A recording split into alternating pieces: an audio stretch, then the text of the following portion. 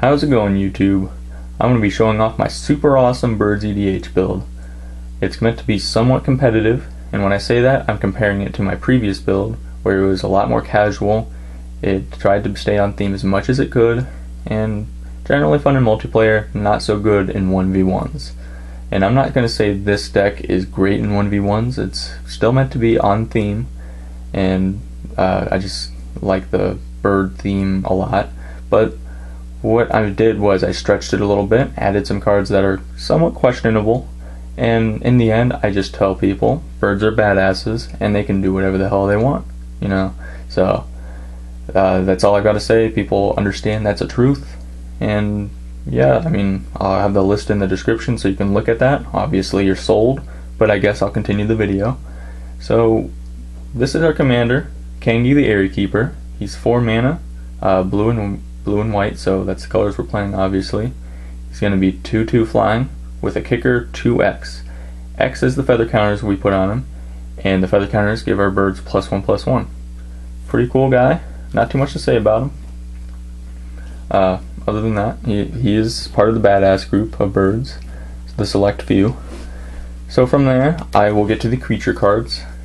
I will try to skim these as much as I can. First, I'll say that there are probably 3 times as many birds in print than what I have here, and that's just because I narrowed it down a lot.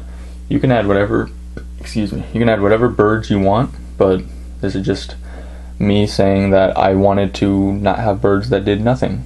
And what that means is, like, a flying vigilant bird is not really doing much of anything, whereas, for example, Judge's Familiar, he can sacrifice himself to counter an instant or sorcery spell. Pride of the Clouds, he can forecast and get a bird into play, and so on and so forth. So Cloudreach Cavalry, he just does stuff with birds. He's cool in my opinion. Augriel, Scry 3, Stormscape Familiar, white spells cost 1 less. Hummingbird Proliferates, which is cool for the feather counters. Owl Familiar, draw, discard a card. Willbender does not belong in a themed deck of birds, but that is the element of surprise, my friends. You will flip them over and everybody will have their draws dropped, and just utter surprise. But yeah, Willbender's cool, and I like him in a deck that he doesn't belong in, because that's how I feel about cards like that. Soul Catcher, really cool art. They printed this bird, reprinted him, and gave him different art just for me when I started building this deck. Soraya gives birds +1/+1. Aven Mind Sensor is an Aven Mind Sensor. Mimomancer puts feather counters on things, mostly your commander, but those things become 3/1 flying. Junk Diver, when it dies, put an artifact to your hand. Warden of Evocile, flying creatures cost 1 less. Raven Familiar draws you cards. Rock Egg puts a 3/3 flying bird into play. I think the flying is just a given, but I just kind of said what the text said. Cloud Chaser Kestrel destroys an enchantment. Lieutenant Kirktar is in the badass league of birds. He's definitely really cool. And on top of that, you can sacrifice him and remove an attacking creature from the game. See, I'd just run him just because he's Lieutenant Kirktar. If you read any of the story involving him, he's pretty cool. Amira Angel, landfall for a 1/1 bird.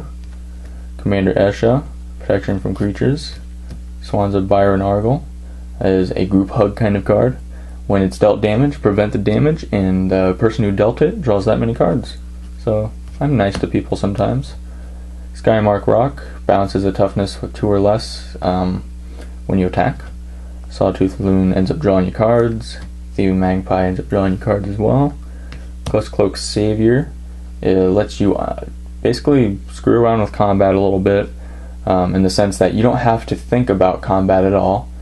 It's kind of a weird text. Whenever a creature you control becomes blocked, you may untap that creature and move it from combat. So I don't know if that's at all needed if you just know how to play the game, but you can make mistakes and undo them, essentially. Celestial Gatekeeper, when he dies, you remove him from play and return 2 birds or clerics, but mostly the birds in this deck, from the graveyard to play. So I don't run Revelark or Karmic Guide because I have him, and he's the bird version. Murder of Crows draws you cards. Archon of Redemption gains your life. And now that we've gotten to this guy, the Aven Brigadier, I'm going to give you my opinion here. You can run any bird you want, but if you're not running this guy in this deck, burn it or just stop playing the game, you know, because this guy is just too cool for school, essentially. Look at that art. I'm going to get this a full art eventually. It's just, haven't gotten around to it. Excuse me. But yeah, that guy is way too cool. So we get onto the enchantments here. This is my favorite art in the deck. I still like Aven Brigadier better, but Kurtar's Desire is way too cool as well. Not too many cards I'll say that about, but enchanted creature can attack, and threshold for they can't block. So it's essentially pacifism, but bird version. Favorable Winds is just an anthem. A lot of these are. Anthem right there. Footprints of the Stag is cool. It puts this token into play, which looks kind of like a bird. So that's why I'm playing it. And then Thassa is kind of a sentimental card. This card I got on my anniversary with my girlfriend, our third one actually.